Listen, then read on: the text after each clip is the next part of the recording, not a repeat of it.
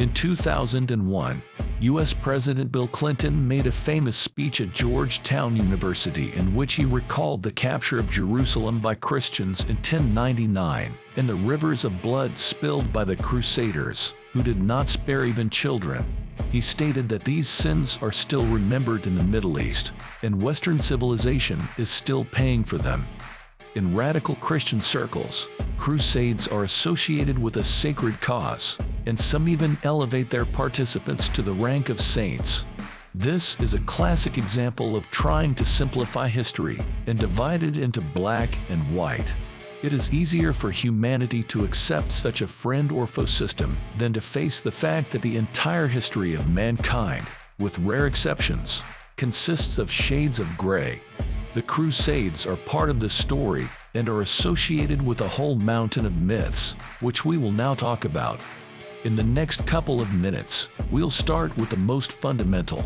The Crusades in the general sense were not planned as a war of Christians against Muslims.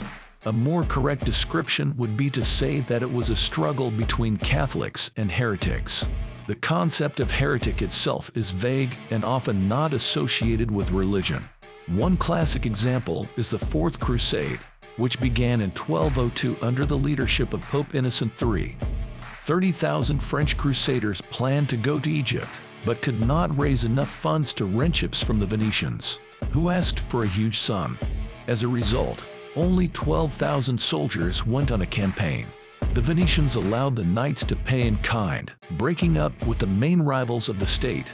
First, the city of Zadar fell at the hands of the Crusaders on the territory of modern Croatia, which was a rival to Venice for dominance in the Adriatic and was brutally plundered by the Crusaders. Further, with the help of the knights, the Venetians solved the second problem, the Byzantine one.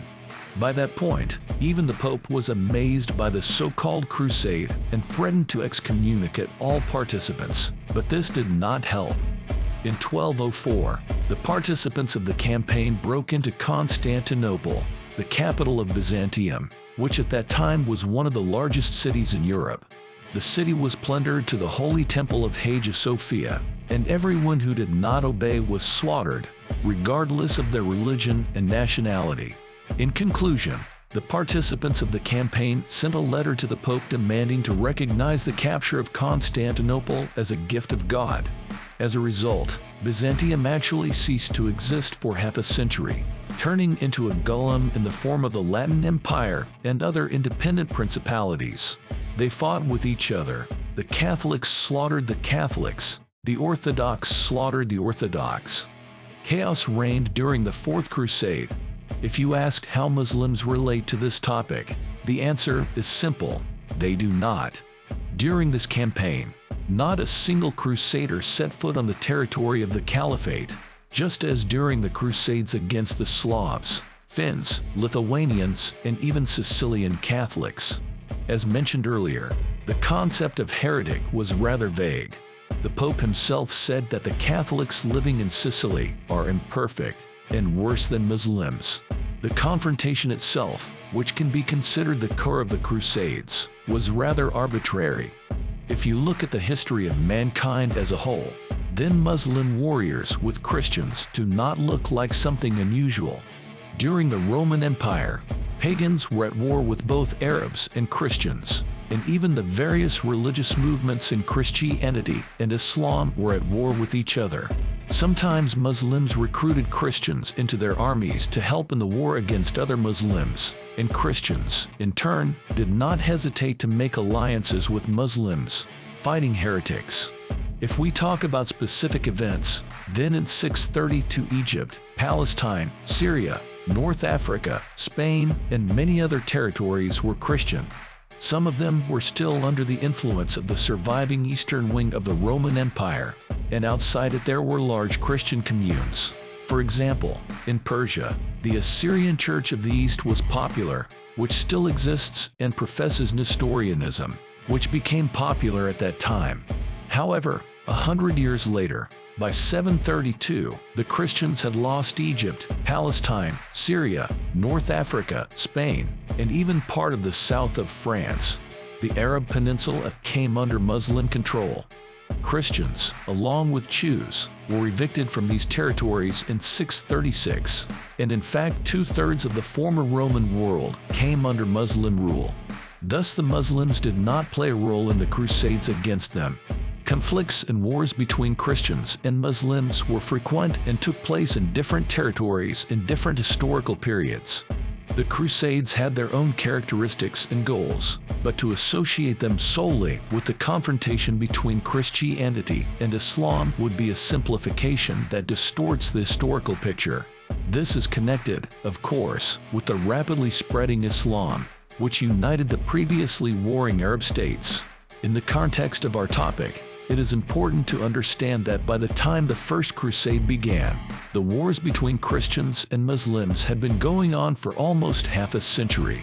The Reconquista, the liberation of Spain from the Muslims, began as early as 732.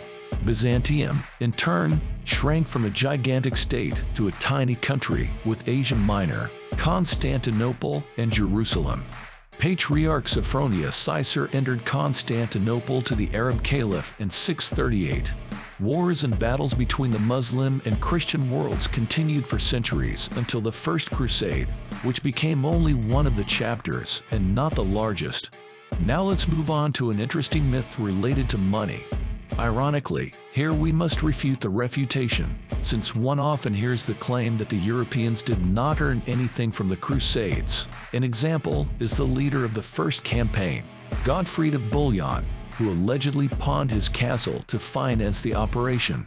It seems that the Po Crusaders did not receive anything and only lost, returning empty-handed and donating the relics they found to the church. In fact, the situation was far from the same.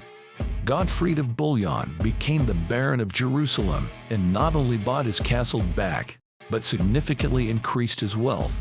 He expanded the territory of the Jerusalem Principality, taxing the population on these lands. It is important to understand that the statement about the devastated East, which the Europeans were going to liberate, is a pure myth. Jerusalem was a prosperous and very wealthy city until the end of the 10th century. Moreover, in the centuries before the Crusades, many sources describe Jerusalem as a golden age of scientific development. The connection between the spread of Islam and the unification of the Arab states was one of the reasons why the Christian and Muslim worlds were in conflict.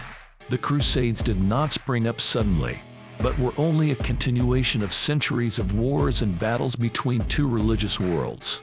The Reconquista, which began long before the First Crusade, testified to the desire of the Christian world to regain lost territories from the Muslims.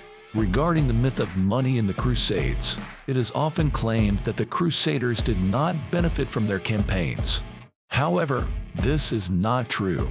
The leader of the First Crusade, Godfrey of Bouillon, not only mortgaged his castle, but also successfully increased his wealth during his reign over Jerusalem. He expanded the territories of the Principality of Jerusalem and taxed the population, which allowed him to significantly increase his fortune. Thus, the myth about the poverty of the Crusaders and their futile efforts in the Crusades is not true. Jerusalem, before the start of the campaigns, was a rich city, and the campaigns themselves were the result of long conflicts and the desire of the Christian world to regain lost territories from Muslim rule. In our video, we described in detail the scientific and technological achievements of the Muslim world in the Golden Age of Islam. It is important to note that the well-being of Europeans and Middle Easterners at that time did not differ much, at least not enough to argue that European knights brought democracy to the unenlightened barbarians. In fact, often Europeans drew knowledge and scientific achievements from the East. For example, in the field of paper production, the situation with the Crusades is reminiscent of a gold rush. In absolute numbers, most likely, more Crusaders lost money on campaigns. However, those who managed to make money and return to Europe rich created an image that encouraged many to join the campaigns. This was especially true of the First Crusades. With each new campaign, the percentage of rich participants steadily decreased. which led to the fact that only 12,1,305 French men went to the Fourth Crusade instead of the expected 30,000. It should also be noted that the financing of campaigns played an important role. The head of the Hospitallers bluntly told Pope Clement that without funding from the Church, there would be no money for new campaigns. One cannot ignore the fact that looting and plunder were common tactics of the past, and not only the Crusaders, but many other leaders and conquerors used similar methods to finance their campaigns. Alexander the Great, for example, used the gold looted after the defeat of the Persian king Darius to finance his campaigns in the East. Finally, to be fair, it is worth noting that looting and plunder during the Crusades was not something unique. These were common practices of the time, where people in their era acted in accordance with their mores. It should be noted that not all crusades were bloody and destructive, contrary to what Bill Clinton claims.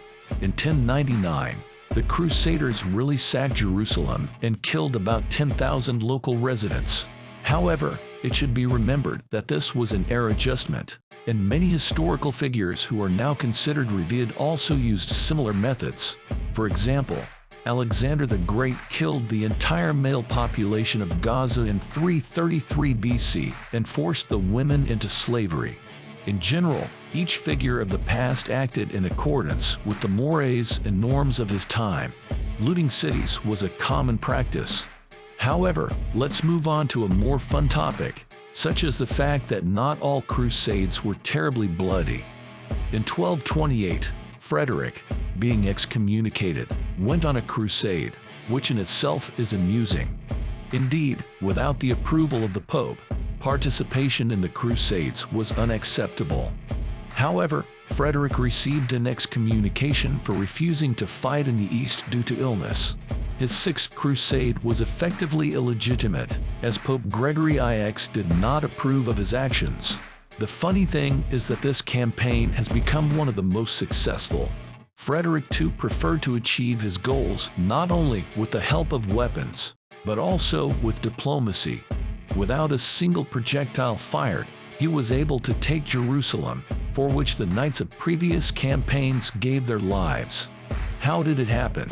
The fact is that Frederick, unlike many rulers, treated the Arab world with respect. He grew up in a slave environment and was fluent in their language. In his correspondence with the rulers of the Muslim world, Frederick often asked questions about philosophy and science, taking an interest in the life of the caliphate.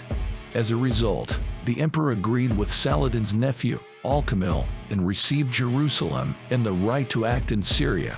The public reaction to this treaty speaks volumes about the mores of the time. Frederick, on his first visit to AQA, was forced to throw giblets at him, as they considered his method of obtaining the return of Jerusalem through negotiations dishonest and unworthy. When we talk about the atrocities of the Crusades, don't forget Frederick. It seems that in those days diplomacy was not popular. Finally, back to Bill Clinton's assertion that the West is still paying the price for the Crusades. This statement is contradictory. Contradiction lies in the fact that most of the myths about the Crusades were invented by the Europeans themselves. Muslim sources hardly mention them until 1899, and they were not considered as one period. In Europe, there were two global schools of thought. The first school, represented by supporters of Voltaire, Gibbon, and other philosophers, portrayed the Crusades as barbaric, cruel, and senseless attacks on peaceful Muslims. The second school, which was more romantic and supported by the Church, promoted the idea of knights on white horses carrying the true faith and fighting for ideals. However, the reality, as usual, was somewhere in between. Historical facts show that there were successes in the Crusades, but there were also failures. Jerusalem and Constantinople were temporarily lost and passed into the hands of the Ottoman Empire. Therefore, Bill Clinton's statement that the West is still paying for the Crusades seems to be insufficiently accurate and generalizing. Humanity has not learned clear lessons from this history, and it still remains the object of historical research and discussion.